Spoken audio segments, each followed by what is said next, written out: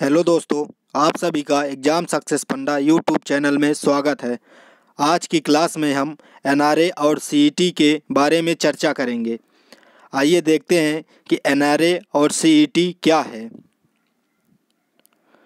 सबसे पहले जो प्रश्न आज बन रहे हैं उसके बारे में बात करते हैं। इस साल परीक्षा पर इससे क्या प्रभाव पड़ेगा, ये एक प्रश्न बनता है। और प्रश्न बनता है कौन एलिजिबल होगा और चयन प्रक्रिया क्या है, एनआरए सीईटी कब से आयोजित किया जाएगा, इसके सिलेबस क्या होंगे। आपको एनआरए के बारे में वो सभी बातें जानना है जो आपके लिए बहुत ही महत्वपूर्ण है। तो आइए देखते हैं। सबसे पहले एनआरए और सीईटी का पूरा मतलब जानते हैं। एनआरए का फुल फॉर्म है नेशनल रिक्रूटमेंट एजेंसी, मतलब राष्ट्रीय भर्ती एजेंसी। एनआरए एक एजेंसी है जो सीईटी का पेपर कंडक्ट कराएगी।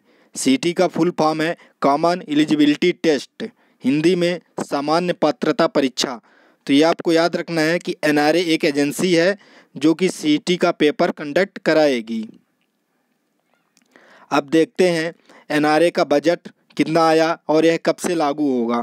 तो एनआरए को केंद्रीय बजट 2020 में वित्त मंत्री द्वारा प्रस्तावित किया गया है, जिसे भारत सरकार ने 1517 करोड़ का फंड रिलीज किया है।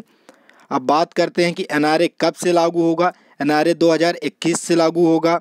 अब यहाँ पे प्रश्न बनते हैं कि जो अभी फॉर्म भरे जा चुके हैं क्या उनमें लागू होगा। तो नहीं, ऐसा नहीं है। जो अभी फॉर्म भरे जा चुके हैं उनमें एनआरए नहीं लागू होगा। अब इसके आगे से जो 2021 में फॉर्म भरे जाएंगे उनमें एनआरए लागू होगा।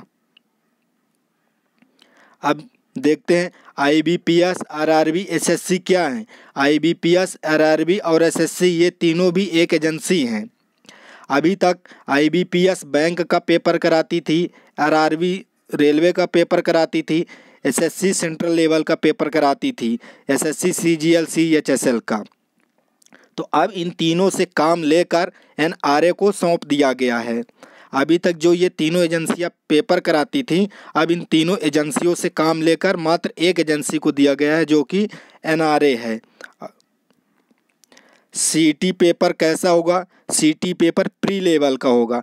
जिन परीक्षाओं में मेंस और प्री दोनों होते हैं तो उनमें से केवल सीईटी प्री लेवल का होगा। बाकी जिन संस्थाओं में मेंस होता है वो मेंस अपने लेवल पे कराएंगी। जैसे आरआरबी में, आईबीपीएस में, एसएससी में भी मेंस पेपर होता है तो ये अपना मेंस पेपर खुद कराएंगी, लेकिन जो प्री पेपर होता है वो सीईटी कराएगी। ये कब तक मान्य रहेगा। ये साल में 2 बार पेपर दे सकते हैं, 2 बार पेपर होगा साल में सीईटी का। कौन कौन इसके लिए अवेलेबल है। 10th, 12th और ग्रेजुएट लेवल के अलग अलग पेपर इनमें होंगे। 10th के लिए अलग, 12th के लिए अलग, ग्रेजुएट के लिए अलग।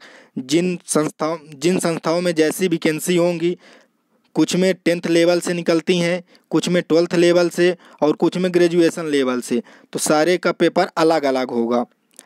स्कोर कार्ड एनआरए का 3 साल वैलिड रहेगा। इसका मतलब आप एक बार पेपर दे दो तो 3 साल तक आपको पेपर देने की आवश्यकता नहीं है। उसी स्कोर कार्ड से आपका चयन हो सकता है। अटेम्प्ट की बात करें तो एनआरए में अटेम्प्ट का कोई प्रावधान नहीं है। आप कितनी बार भी पेपर दे सकते हैं। अगर मान लीजिए आपका पहली अटेम्प्ट नंबर अच्छा नहीं है तो आप दूसरे अटेम्प्ट पे पेपर दे सकते हैं। दूसरे में भी अच्छा नहीं है तो तीसरे में भी दे सकते हैं। इसका मतलब कोई अटेम्प्ट इसमें लिमिट नहीं किया गया है। आप कई पेपर दे सकते हैं। साल में 2 पेपर होंगे, आप दोनों पेपर दे सकते हैं। अब ये पेपर कैसा होगा। ये पेपर कंप्यूटर बेस्ड ऑनलाइन होगा। जैसे अभी हो ही रहा था ऑनलाइन बेस्ड, लेकिन जो ऑफलाइन होते थे अब वो भी ऑनलाइन हो गए। एनआरए 12 भाषाओं में होगा। अभी तक पेपर में देखते थे कि जो पेपर होते थे वो मात्र हिंदी और इंग्लिश लैंग्वेज पे होते थे, लेकिन अब ऐसा नहीं है। अब 12 ऑफिशियल लैंग्वेज में पेपर होगा। जैसे तमिल है, कन्नड़ है, ये सारी भाषाएं अब इसमें आ जाएंगी। अब बात करते हैं चूज सेंटर की। तो अपने हिसाब से आप सेंटर चूज करते हैं, आपके नियरेस्ट जो होगा वो सेंटर आपको मिलेगा ही मिलेगा। जैसे इंदौर वालों को इंदौर का सेंटर मिलेगा, भोपाल वालों के लिए भोपाल, रीवा वालों के रीवा। अभी तक ऐसा होता था कि सेंटर वो अपने मन से कहीं भी दे देता था, लेकिन अब आप अपने मन से सेंटर चूज करेंगे जो वही सेंटर मिलेगा। इसके लिए एनआरए में एक हेल्पलाइन पोर्टल बनाया गया है जो 24/7 चालू रहेगा। अभी तक किसी छात्र को अगर समस्या होती थी तो अलग अलग संस्थाओं में फ़ोन करता था, जैसे IBPS, RRB, SSC, फिर भी कोई जवाब नहीं मिलता था। लेकिन अब हेल्पलाइन पोर्टल बना दिया गया है, तो कोई भी छात्र कभी भी फ़ोन लगा के अपनी समस्याएं साझा कर सकता है। अगर सिलेबस की बात करें तो अभी तक तो एनआरए अपने CET का सिलेबस उपलब्ध नहीं कराया है, लेकिन ऐसा माना जा रहा है कि जो अभी सिलेबस हैं वही सिलेबस होगा। जैसे हिंदी है, इंग्लिश है, रीजनिंग है, मैथ है। अभी तक सब पेपरों में अलग अलग सिलेबस होता था।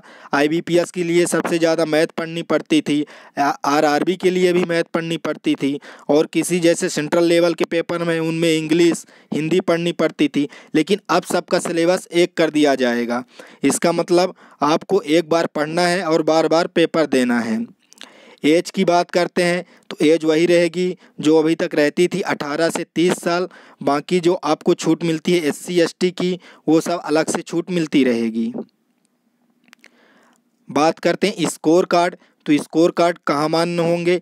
स्कोर कार्ड IBPS के लिए मान्य होंगे, RRB है, SSC है, स्टेट गवर्नमेंट है, और प्राइवेट सेक्टर को भी स्कोर कार्ड का उस एनआरए को दे दिया गया है।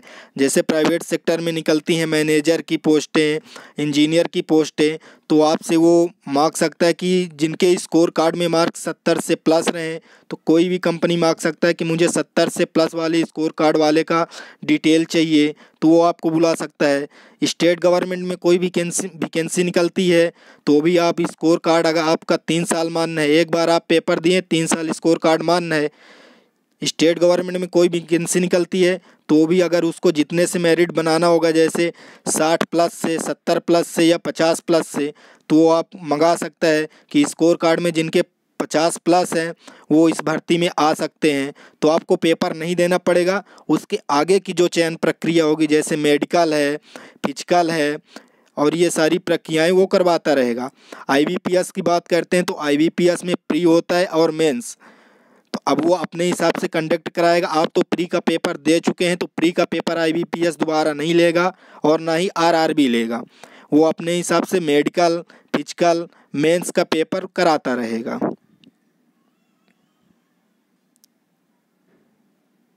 अब आगे बात करते हैं, एक ही पोर्टल पर अप्लाई होगा। अब अलग अलग पोर्टल पर जाकर अप्लाई नहीं करना पड़ेगा। अभी तक सभी को बहुत समस्या होती थी। जैसे IBPS का फॉर्म निकला उसमें 500 फीस दो, RRB का निकला उसमें 500 फीस दो। तो अब केवल एक ही पोर्टल पर आपको अप्लाई करना पड़ेगा। एनआरए में आप जाके एक बार अप्लाई कर दो। एनआरए आपका CET का पेपर लेगा। जो फीस होगी एक बार फीस लगेगी, बार बार फीस आपको नहीं देनी पड़ेगी। और आपको जो सेंटर चूज करने पड़ते थे, बाहर जाने पड़ते थे, उनके खर्चे में बचत होगी। अब आप एक ही बार प्रिपरेशन करेंगे, एक बार प्रिपरेशन करके आप पेपर दे सकते हैं। बार बार एक बार मेहनत करें और परीक्षा दें, एक बार ही फीस लगेगी। तो एनआरए CET का बस इतना ही मतलब है, आप परेशान ना हो। एनआरए जो CET का पेपर लेगा वो बहुत ही अच्छा है, इसीलिए आप परेशान ना हो। और एनआरए का मतलब आपको समझ में आ गया होगा।